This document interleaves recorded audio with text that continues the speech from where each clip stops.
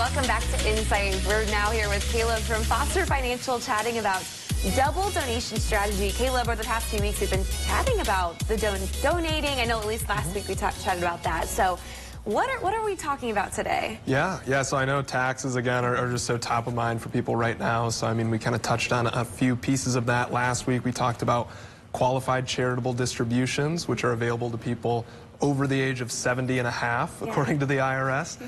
So the double donation strategy is something that's available to everyone regardless of their age. So I thought this would be a really good thing to touch on.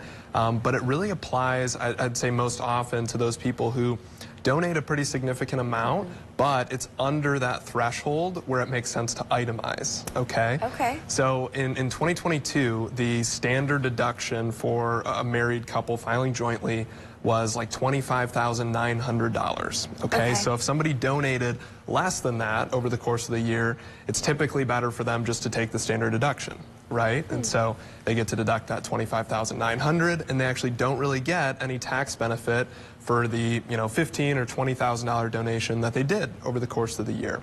And of course, most people have, I guess, greater ambitions besides just getting the tax benefit. Most people are doing it for, religious purposes or whatever it might be. So they still do it, but there are potentially ways to actually be able to deduct more off your taxes, and that's with this double donation strategy. And so what it actually is that in 1 year, if somebody has the cash available, they actually donate twice the amount that they normally do. Okay, so if somebody normally donates, $15,000, instead they donate $30,000 in that year. And since it's over that, standard deduction, they get to itemize that year and take, additional deductions off their taxes. The next year, they don't donate anything and they take the standard deduction. So, over a 2-year period, they're still donating the same amount, but they're able to write more off of their taxes.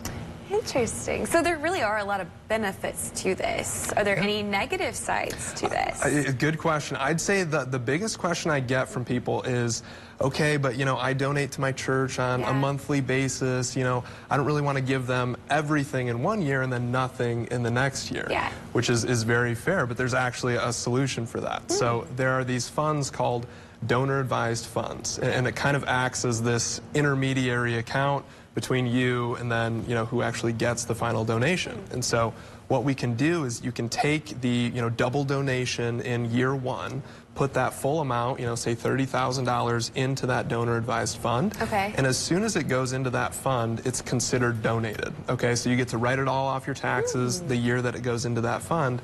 But then, over the next 2 years, from that fund, you can make monthly distributions to your church or whatever, nonprofit you typically donate to. Okay, so you're not necessarily giving them all of that up front. So say it was $30,000. You're not giving them that all up front. It's going to come out in chunks. Is that how it works? Yeah. You put the whole chunk into the donor advised fund, and then from the donor advised fund, it goes, to your church or whatever nonprofit on a monthly basis or however you want to set it up. So it's a great way if people are kind of donating just under that threshold of being able to itemize.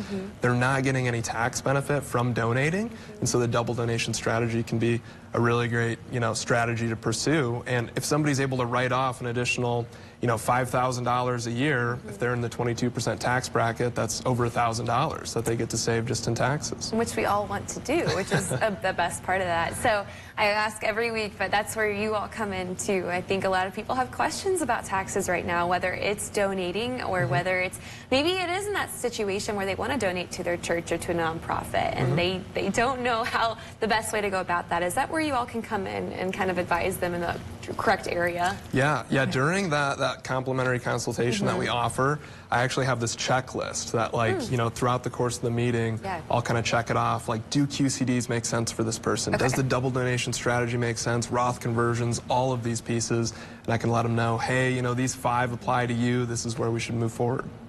It's awesome. Well, Caleb, thanks so much for being here. Once again, it is a complimentary consultation, right? Yeah, so it's completely free, and all you have to do is just give them a call today. And if you're interested in that complimentary consultation, whether it's chatting with Heather Foster or Caleb there on your screen, that information is right there on your screen right now.